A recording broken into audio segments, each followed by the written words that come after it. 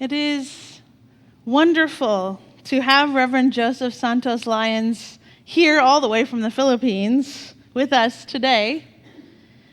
The truth is, we realized recently he and I have probably met before, though we don't remember it. And I'm not making this up. We met at a wall. Or at least a wall was heavily involved in our encounter. I would say it was probably 2003, that's what I determined. I was in my early 20s serving as a youth advisor for a high school youth group at a Unitarian church in North Carolina. And in those years, every third week of November, we chaperoned our youth, our high schoolers, on a trip down to Fort Benning, Georgia, to protest the School of the Americas, which now has a new title, the Western Hemisphere Institute for Security Cooperation. See what I mean by insidious and invisible walls? The school made headlines in 1996 when the Pentagon released training manuals that were used at the school that advocated for torture, extortion, and execution. Despite this admission and hundreds of documents of documented human rights abuses connected to the soldiers trained at the school, most of these human rights abuses taking place around Central and South America by the school's trainees, despite all of this, no independent investigation into the facility has ever taken place. And over the years, graduates of this military school have been responsible for dozens of violent coups that ultimately benefit United States trade and economic interests across Central and South America. There is, in fact, a deep connection between the training that our military provides at Fort Benning, Georgia, and the widespread violence and instability across Central America that begets a major influx of migrants at our southern borders. See, these connections run deep. And that wall up here is the wall at our southern border, Calexico, California.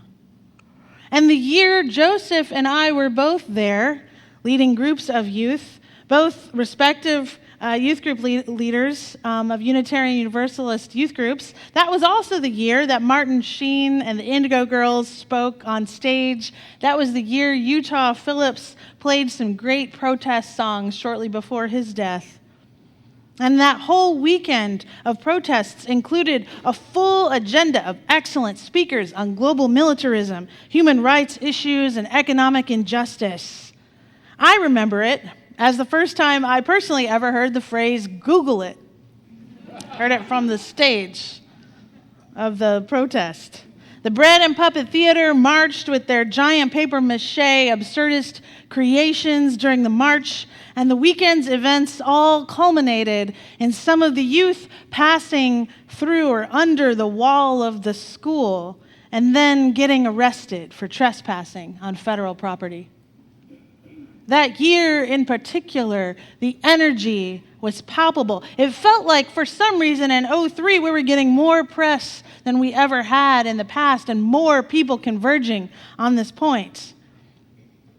More people got arrested that year than I think any other. And the whole town, you have to understand, the whole town of Columbus, Georgia, well, they all come out for these protests too.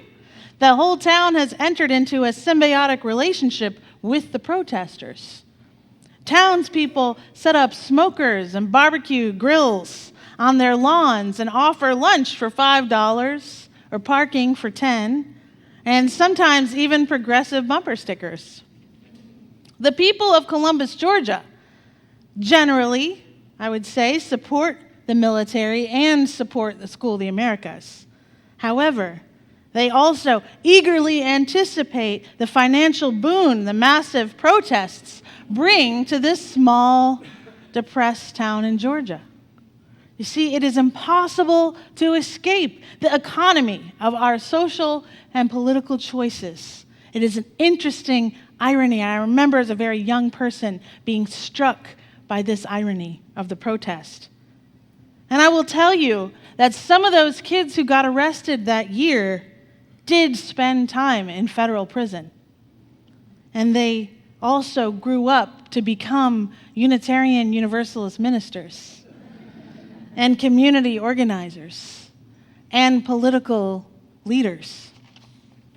And this is the kind of outcome that Martin Luther King was organizing for when he started the Poor People's Campaign, when he planned this tent live-in and the Washington Mall. See, he wanted to create a new generation of youth who did not accept the status quo, who could see how things could be different and how we could all change the course of the national conversation.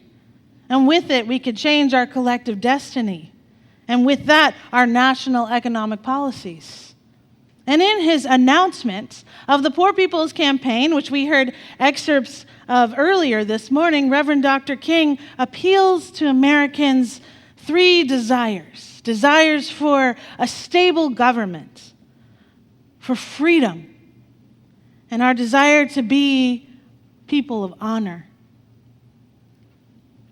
So, a quick check-in in 2020. How's your sense of stability these days? Do you feel free? Do you feel your sense of honor reflected in your government and its policies? I mean, do you? Friends, it might as well be 1967 in many respects. I mean, we must recall Dr. King's appeal because while we are at serious risk of losing our honor, losing our freedom, and losing our stability, meanwhile, the individual stock portfolios of many upper middle class people are in a serious upswing right now. That's right. And this is not a good trade. Not for the moral foundation of this country. See, trading our integrity for our personal economic gain, it's a dark reality of this moment in time. It is one that I struggle to face head on myself. Because the freedom Dr. King spoke of was not the freedom for some people to live more comfortably than others. It was the freedom that comes to each of us when those who are the most vulnerable have the most opportunity. There is nothing stale about his goals from 52 years ago. Dr. King's message is as fresh today as the crocuses blooming in my backyard, though it's only mid-January. See, the relevance of his words, though beautiful and hopeful like those flowers, well, they also carry doom, devastation, because of the timing. Something's off, that this is so completely relevant today that he could be making the same speech right now, and it would still be true. Because the walls that keep some of us in and others out are so well constructed, so calculated and insidious, that make us think not only can we have more, but we should have more. And we should have more, and if we should have more, then others must have less. The School of the Americas is still walled off from the people of Columbus, Georgia, people who ask few questions and know very little of just how just over those walls wars are being waged and coups are being plotted and lies are being told, all in the name of American military and economic domination over our closest neighbors. See, we need the resurgence of the Poor People's Campaign today. We need to uplift the poor and their unique struggles. We need to walk humbly behind people living in poverty and low wealth and advocate for better lives for them, thus for all of us. We need not assume, by the way, that when we speak of poor people, we speak of people whom we do not know, or people who do not sit among us in this congregation. We need not construct those walls within our own community, friends. This congregation includes lawyers, artists, doctors, social workers, architects, landscapers, teachers, people who are out of work, telemarketers, retirees. Plenty of us are on minimum wage. Plenty of us struggle to find work that is meaningful. And don't we all want all of us to thrive? I mean, don't we? I can't hear you. Yes. Dr. King saw things clearly. We are dealing with widespread social insanity and spiritual debilitation that has us on a course for national ruin. His words. Which is why we must join the new civil rights movement, or the continuation of the civil rights movement, the new Poor People's Campaign that is organizing, traveling as we are able, working for justice and bringing change that will end the war within our nation. Do you remember the Olympic Games of 1996? I mean, this is Atlanta. Of course you remember. That was when our Olympic basketball prospects were not the most hopeful reflection of our nation's capability and talent. So they had to assemble a new team, picking from our professional teams the best from our professional teams across the country. They called it the Dream Team. You remember. If I were in leadership of the Poor People's Campaign today, I would assemble a new dream team. A team of young people, of youth, students from across the country who will organize, march, bring messages of hope and abundance to Washington, to the Capitol here in Atlanta, and out to their own communities. Because there are enough resources in the United States to lift us all up if we can only dream that another society is possible. And so, with Reverend William Barber at the helm of this Poor People's Campaign in the year 2020, this campaign does continue to mobilize and to capture the moral imagination of all people. So in the coming years, this campaign will continue to broaden and stretch the banner of the Poor People's Campaign, a national call for moral revival, even wider. And according to their charter, the Poor People's Campaign, we rise together because we rise to demand that the 140 million poor and low-wealth people in our nation, from every race, creed, color, sexuality, and place, are no longer ignored, dismissed, or pushed to the margins of our political and social agenda. We rise not as left or right, Democrat or Republican, but as a moral fusion movement to build power, to build moral activism, build voter participation, and we won't be silent anymore.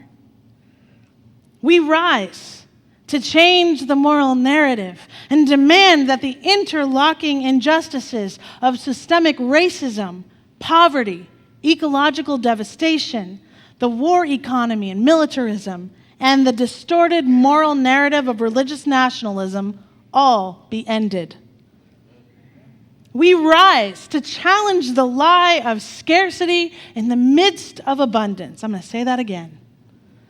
We rise to challenge the lie of scarcity in the midst of abundance. We rise to lift the voices and faces of poor and low-wealth Americans and their moral allies with a new vision of love, justice, and truth for America that says poverty can be abolished and change can come. Do you hear in these statements from the Poor People's Campaign in 2020, do you hear the walls crumbling down everywhere? Walls between wealthy and poor, between Democrat and Republican, between scarcity and abundance. We must find ways ourselves, in our own lives, to reach across these walls in our psyches and in our communities, to support each other's rising up from the rubble when these walls lined with gold do come tumbling down. Amen. May it be so.